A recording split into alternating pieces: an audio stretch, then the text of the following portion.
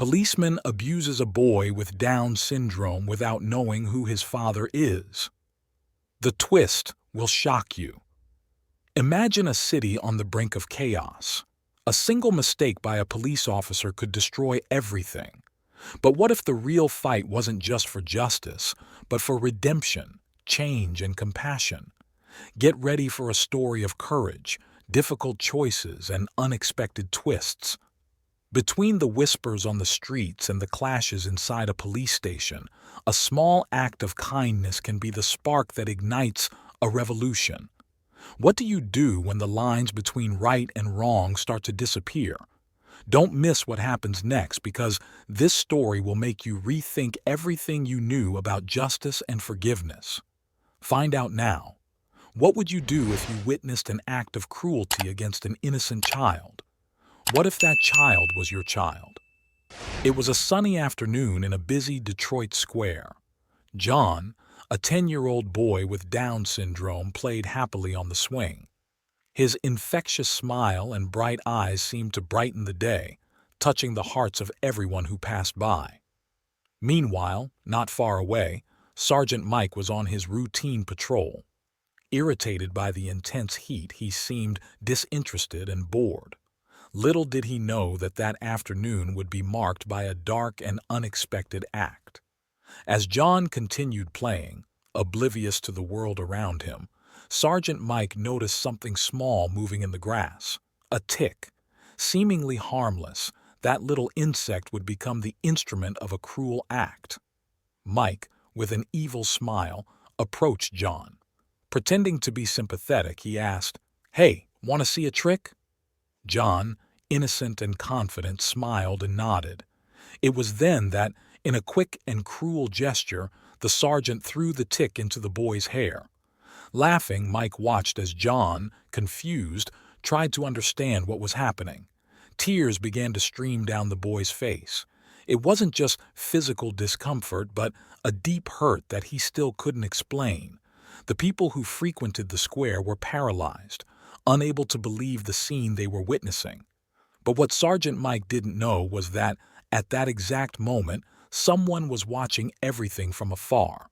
Matt, John's father, was there. His fists were clenched in anger, his eyes blazing with pain and fury. Matt was no ordinary father. He was the newly appointed State Secretary of Public Security, known for his unwavering integrity and dedication to justice. At that moment, Matt was not just a representative of the law. He was an indignant father, hurt by witnessing the cruelty against his son. As Sergeant Mike walked away, laughing at his joke, he had no idea what he had done. His thoughtless act would trigger a series of events that would shake the police department to its foundations. Matt, determined to seek justice, was about to show that no one is above the law. This was not just a case of abuse of power. It was a fight for dignity, morality, and the love of a father for his son. This story makes us reflect on the limits of compassion and how far we are capable of going to protect those we love. It's a powerful reminder that, even in the most difficult situations, love and the pursuit of justice can transform pain into strength and outrage into change. The question that remains is, how far can a parent go to protect their child and ensure that justice is served? And what happens when that quest turns into a relentless thirst for revenge? The sun was beginning to set over Detroit, casting long shadows across the now nearly empty plaza. Matt, still shaking with rage, hugged John tightly, as if he wanted to protect him from the entire world. The boy, confused and scared, held on to his father as his tears finally began to dry. "It's okay, son. Daddy's here now," Matt whispered, his voice soft in contrast to the storm burning in his eyes. Meanwhile, a few blocks away, Sergeant Mike entered a bar. Laughing loudly, he told his joke in the square to his colleagues between sips of beer. The sound of their laughter echoed around the room, mixing with the clinking of glasses and the buzz of conversations. "You needed to see the kid's face. The mongoloid," Mike exclaimed. making some laugh while others looked away, uncomfortable. Mike, aged 42, was known in the department for his explosive temper and bad jokes. The son of a retired colonel, he grew up believing that his uniform gave him the right to act as he pleased. His wife had left him years ago, unable to bear his abusive behavior, taking their young daughter with her to start her life again away from him. At the Oliveira family home, Matt tried to calm John, who was still agitated about the day's events. Anna, his wife and John's mother, entered the room. His face reflected concern and love at the same time. "What happened?" she asked, immediately sensing the tension in the air. Matt. He took a deep breath, fighting to contain his anger as he explained the incident. Anna turned pale and her eyes filled with tears of indignation. "How can someone do that?" "And a policeman!" he exclaimed while hugging John tightly, as if he wanted to protect him from all the cruelty in the world. The Oliveira family was respected and admired in Detroit. Matt, at 45 years old, had built a solid career in public service, always guided by ethics and dedication. His recent appointment as Secretary of Public Security had been celebrated as a promise of positive change for the city. Anna, aged 43, was a university professor and a recognized activist for the rights of people with disabilities. John's birth, 10 years ago, had only intensified his fight for a more inclusive society. But that day, a line had been crossed. The cruel act against John was not only an affront to his family, but also a reflection of a flawed system that Matt and Anna had dedicated their lives to trying to change. Now, personal outrage was mixed with public responsibility. What came next was not just a search for justice. It was a reckoning with the abuse of power, the lack of humanity, and the need to protect what they loved most. From that moment on, Matt knew he needed to act, not just as a father, but as the man who promised to defend the most essential values of a just society. The story was just beginning, and the consequences of Mike's thoughtless act would echo throughout Detroit. John, despite the challenges posed by Down syndrome, was a child full of life. His infectious smile and his ability to see the best in people transformed everyone around him. That night, while John was finally sleeping, Matt and Anna were talking quietly in the kitchen. "I can't let this go, Anna," Matt said, his voice shaking with pent-up emotion. "As Secretary of Security, it is my duty to ensure that our police officers act with integrity. But as a father, I want to destroy that man." Anna gently touched her husband's arm, looking into his eyes. "I understand your anger, love, but remember who you are, the example you want to set for John. Justice, not revenge." Matt nodded slowly, but the fire in his eyes was still burning. The next morning, the incident in the square had already taken over the city. Witnesses posted videos on social media, and public outrage grew by the hour. The police department was inundated with calls demanding the identification and punishment of the responsible officer. At police headquarters, Colonel Mendez, Mike's direct boss, watched the footage with an expression of disgust. He knew that this case could not be hushed up like so many others. Public pressure was too great, and the new Secretary of Security had a reputation for being ruthless about police misconduct. "Call Sergeant Mike to my office immediately," Mendez ordered the assistant. Meanwhile, in the Public Safety Secretariat office, Matt stared at his computer screen, where the video of the incident replayed over and over again. His phone wouldn't stop ringing. Journalists, politicians, and citizens demanded a position. With a heavy sigh, he stood up and walked to the window. Outside, the city pulsed, oblivious to the unfolding drama. He knew his next actions would not only define the future of his career, but also the type of example he would set for his son. "May justice be done," he muttered to himself. "Whatever it takes."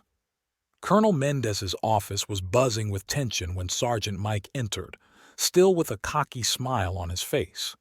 That smile, however, quickly disappeared upon seeing his superior's grim expression. "Sergeant, do you realize the mess you've gotten yourself into?" Mendez thundered, throwing a tablet onto the table with the viral video of the incident. Mike paled, his arrogance giving way to fear. "Colonel, it was just a joke. I didn't think—" "Exactly. You didn't think," interrupted Mendez firmly. "That mongoloid, as you had the audacity to call him, is the son of the new Secretary of Public Security." The blood drained from Mike's face. His legs felt weak, and he had to lean on the chair to keep from falling. Meanwhile, at the Department of Public Security, Matt faced his own dilemma.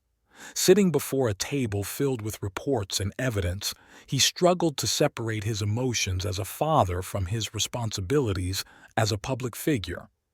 Anna entered the office with a cup of coffee. "How are you doing, love?" she asked, with concern in her eyes. Matt sighed, looking exhausted. "It's difficult, Anna. Every time I look at these images, all I can see is our son's scared face. I want to make this man pay, but you know you need to act within the law," she added softly. At that moment, Matt's phone rang. It was Colonel Mendez, reporting that Sergeant Mike had been identified and was in custody. "I want to question him personally," Matt said, his voice cold but full of suppressed emotion. When Mike was taken to the interrogation room, the environment seemed to weigh on him. Matt's presence, firm and imposing, was like a silent judgment. "Tormenting a defenseless child is a mistake," Matt began, with frightening calm.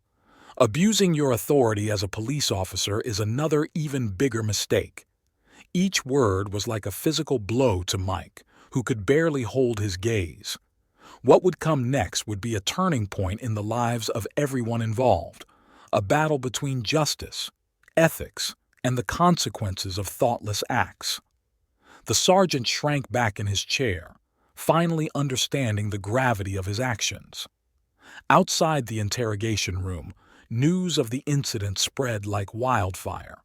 Protesters began to gather in front of the police station, demanding justice for John, while the media surrounded the building, eager for any information.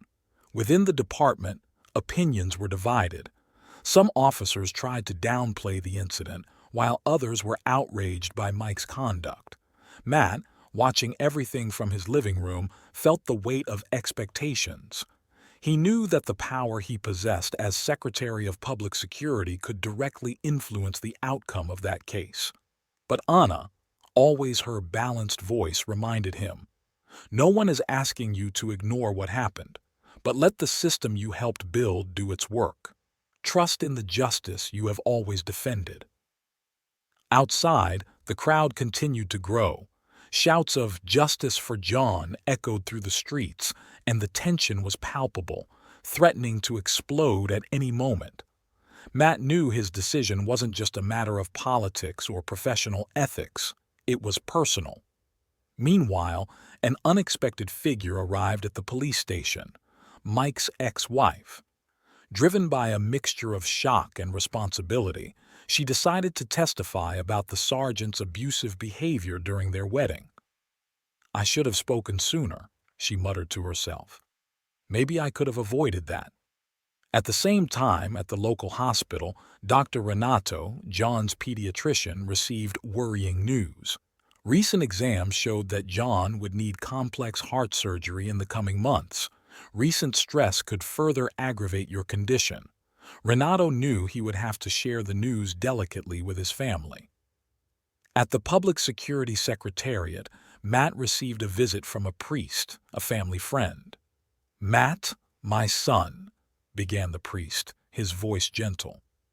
"I came to offer not only spiritual comfort but also a reminder. Justice without mercy can become revenge, and revenge corrodes the soul."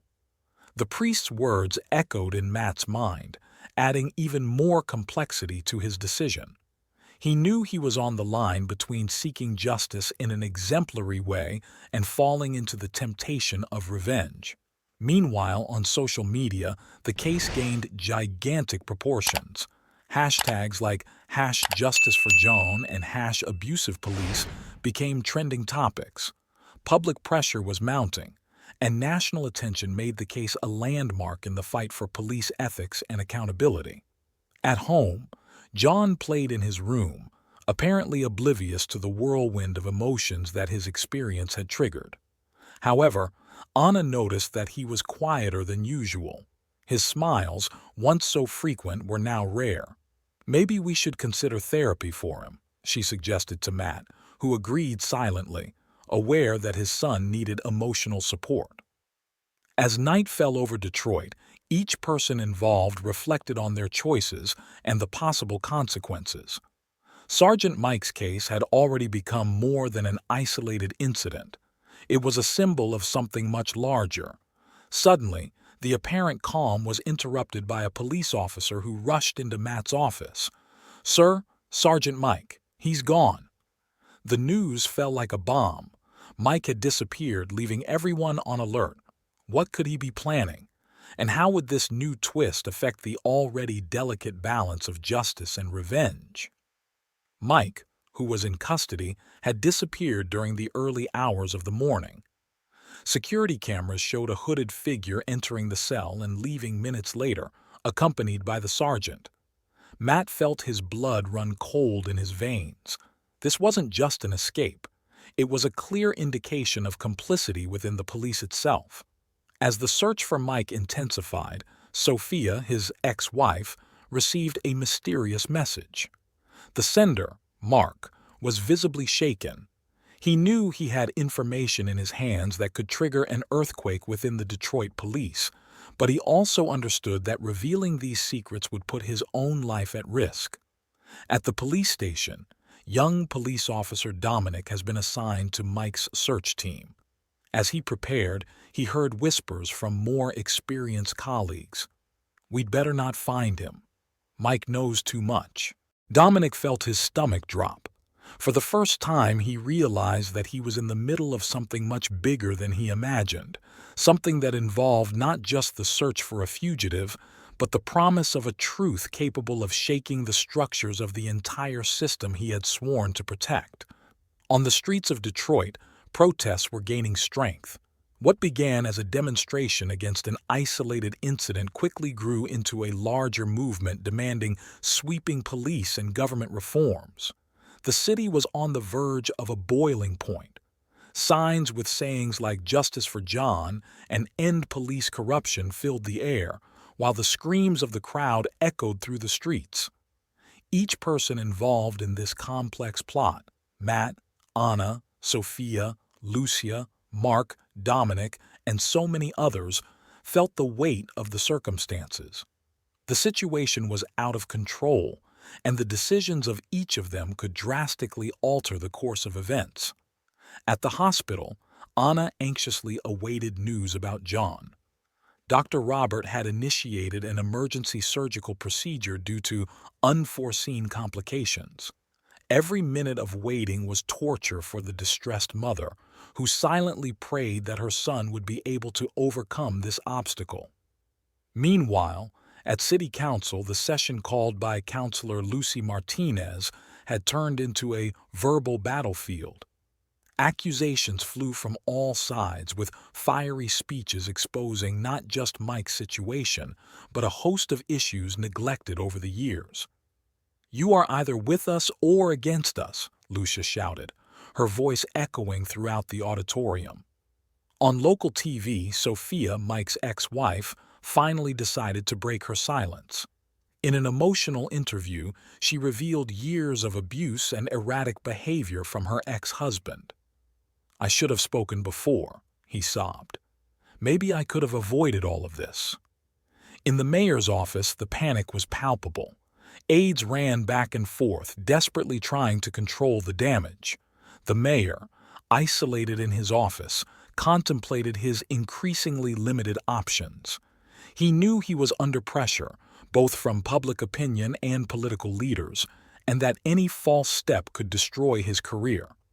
Across town, Matt, amid the chaos, faced a monumental decision. Should he follow through on his promise of justice or succumb to the temptation to take more drastic measures? The priest's words echoed in his mind. Justice without mercy becomes revenge, and revenge corrodes the soul. As night fell over Detroit, a new twist emerged. A breathless police officer rushed into Matt's office. "Sir, we have received information." Mike was seen trying to flee the state. He is armed and surrounded. The air in the room became heavy. Matt knew that moment would be decisive. The question that hung in the air was, would the truth come to light, or would it be buried forever? Matt, Anna, Sophia, Lucia, Mark, Dominic, and so many others were now facing the consequences of their actions and decisions. The lines between right and wrong, between justice and revenge, had become blurred. At the center of it all was John, fighting for his life in a hospital bed, oblivious to the chaos his story had unleashed. John's fate, like Detroit's fate, hung in the balance. Anna, determined to transform pain into action, launched an awareness campaign about the rights of people with disabilities. His moving talks in schools and communities began to change perceptions and attitudes. Every smile is a victory, and every child deserves the chance to smile like that, she said in a moving speech, earning warm applause from the audience. Meanwhile, young police officer Dominic emerged as an unexpected agent of change within the force. He began a frank dialogue with his colleagues about ethics, responsibility, and the true meaning of serving society. Inspired by John and his family's courage, Dominic refused to remain silent in the face of corruption. True change does not happen when we shout louder, but when we have the courage to dialogue and seek understanding, he said in a meeting, earning the respect of many. Mark, the bartender who initially felt tormented by his decision to hand over the incriminating documents, found peace when he saw the positive changes his actions had triggered. He became a vocal advocate for transparency and integrity in his community. "Doing the right thing is scary," he shared at a community meeting, "but the weight of doing nothing is even greater." The city of Detroit, which had been on the brink of chaos, was slowly beginning to transform. Investments in public security, education, and social inclusion gained more attention and resources. John's case had lit a flame of hope and change, inspiring reforms that seemed impossible. In the hospital, John continued his recovery. Although slow, each progress was celebrated not only by his family, but by an entire city that had rallied around his story. One day, while playing in the same park where it all began, John looked at his parents and smiled, a smile so pure and full of life that it seemed to light up the entire place. Matt, still serving as Secretary of Public Safety, knew the fight was far from over. In a tense meeting with his team, he warned, "We need to be prepared for whatever comes. The real test is yet to come." Anna, in turn, coordinated a large awareness event about inclusion, scheduled to coincide with John's birthday. The event, which would feature John as guest of honor, promised to be a decisive moment in the fight for the rights of people with disabilities. "This is our chance to show that real change is possible," she said, determination shining in her eyes. On the city council, Lucy Martinez faced fierce opposition to her bill to expand police reforms, but she was determined. "The next few days will be crucial for the future of these proposals, and we will not back down," he declared firmly. John, his family, and the entire city had gone through a transformative journey. The story that began with pain and injustice has become a symbol of resilience, courage, and hope.